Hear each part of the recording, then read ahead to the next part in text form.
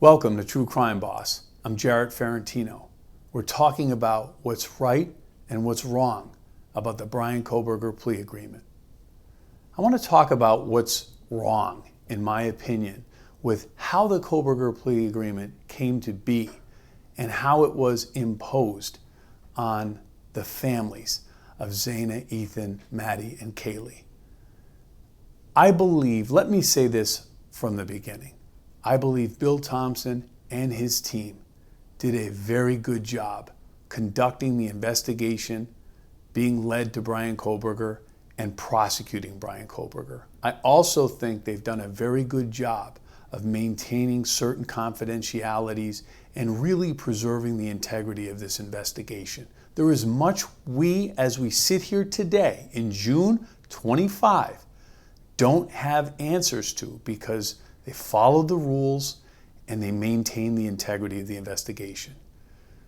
Where I'm disappointed in the prosecution, and have long been disappointed in the prosecution in this case, is I believe they failed to keep the lines of communication open with our victims' families.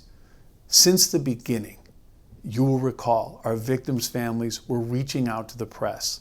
Some hired their own investigators because they were kept in the dark on the progress of the investigation, and even after Kohberger was identified, arrested, and charged, and the case has been pending for all these years.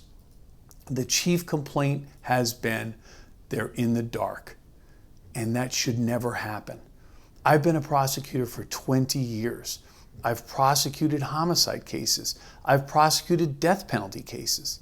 And in those cases, folks, it is very important that victims' families are kept apprised of the developments of the case. They're talked to about what to expect.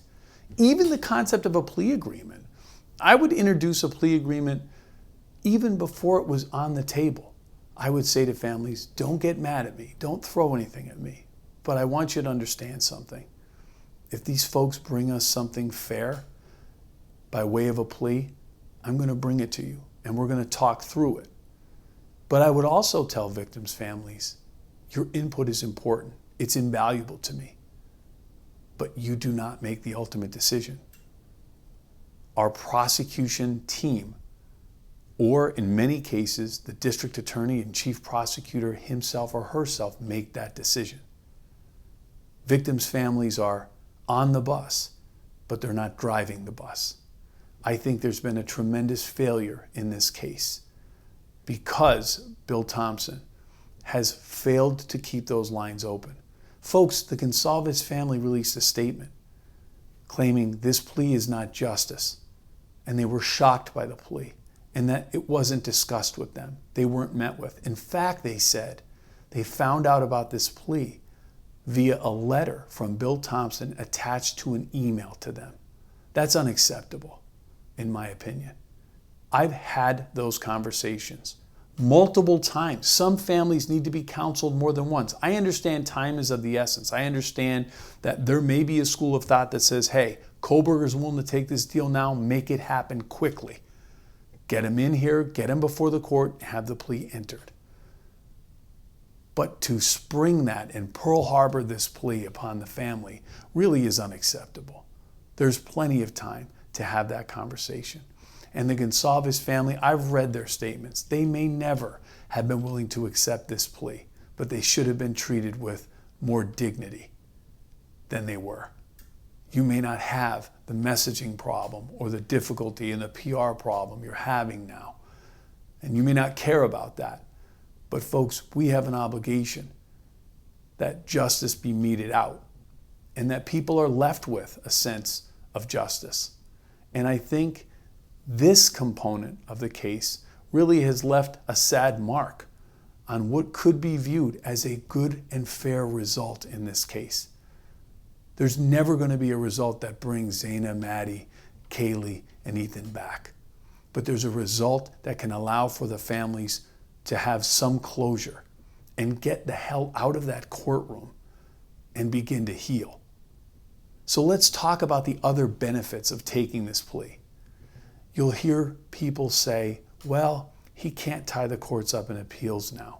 Appeals are tough and they go on for years.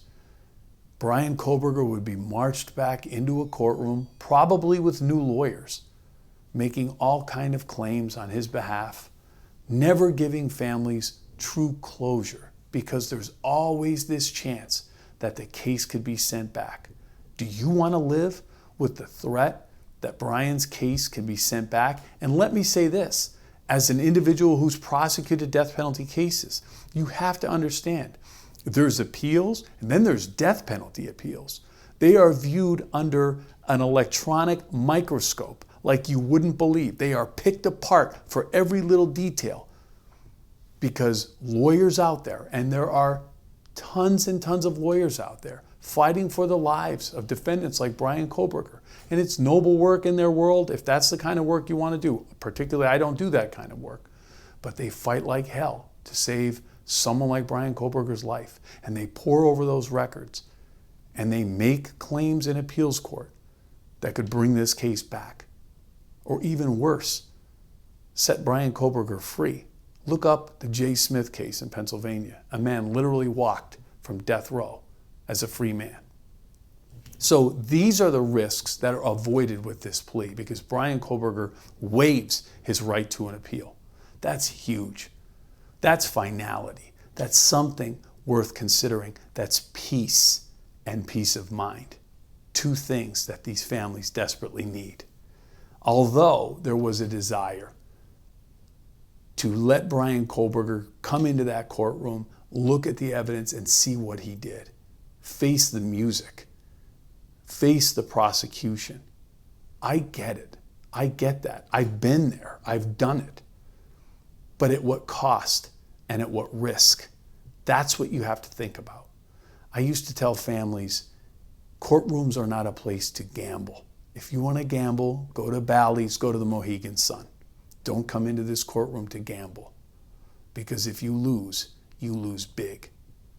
That's all of the things we talked about on the wrong side of this thing.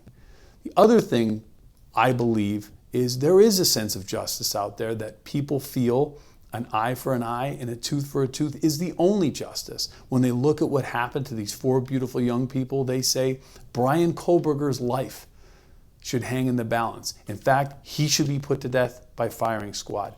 I get it. I get it. But again, when you weigh the risk of pursuing that line of justice against what could happen, I get it if a plea wasn't on the table, but you have a man offering to spend the rest of his life behind bars. He'll rot in a jail cell. How do you look at that? And the scope, the mountain this prosecution has to climb in putting this case on and say, that's not worth considering. It's absolutely worth considering. Sometimes it's what justice looks like, weighing those odds. So what else has been avoided here? What's right about this plea? In addition to avoiding extended appeals, there's something else that's right about it. Families are not going to be subjected to the photographs and the pathologist testimonies and the videos and the recreations of this crime scene that we're going to go on in this courtroom. I know these families are tough. I've seen them interviewed. I've read their accounts. I've counseled families in their position.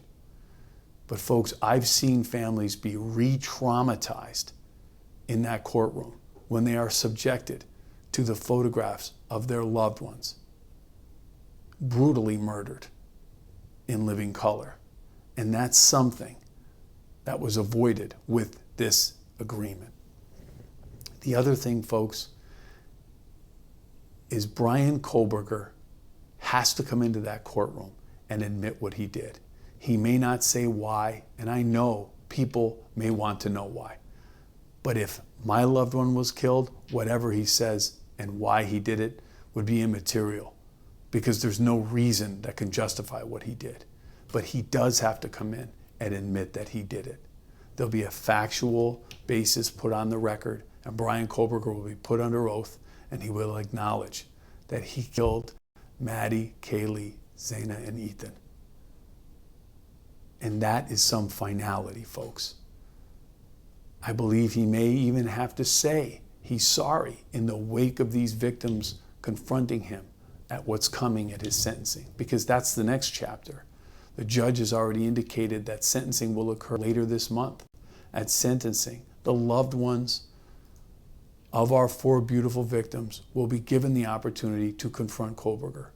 And he will be given the opportunity to apologize, and I hope he does.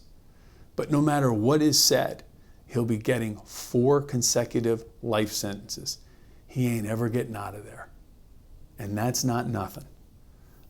I feel for the families. I do. And I understand their anger because of how this was presented to them.